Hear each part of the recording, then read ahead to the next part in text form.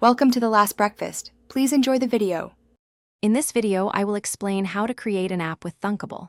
First, navigate to the Thunkable website and sign up for a free account. This platform empowers you to build mobile applications without writing any code.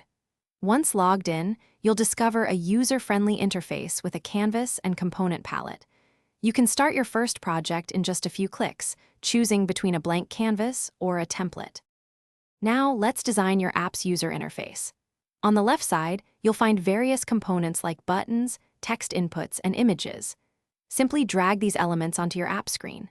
The Properties panel on the right allows you to customize each component's appearance and behavior, including colors, fonts, and sizes. Use layout components, such as rows and columns, to ensure your design is organized and responsive across different devices. Next, we'll bring your app to life by adding interactivity using the Blocks editor. This visual programming environment lets you define how your app responds to user actions. For example, you can connect a When button click block to an open screen block.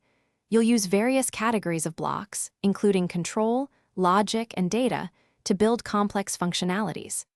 This intuitive system makes coding accessible to everyone, even without prior experience. Finally, it's time to test and publish your creation.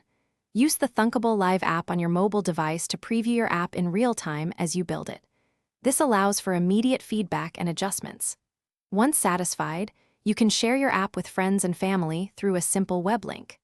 For wider distribution, Thunkable provides options to publish your app directly to both the Apple App Store and the Google Play Store, reaching millions of users. Thanks for watching. If this was helpful, leave a like and consider subscribing. See you next time.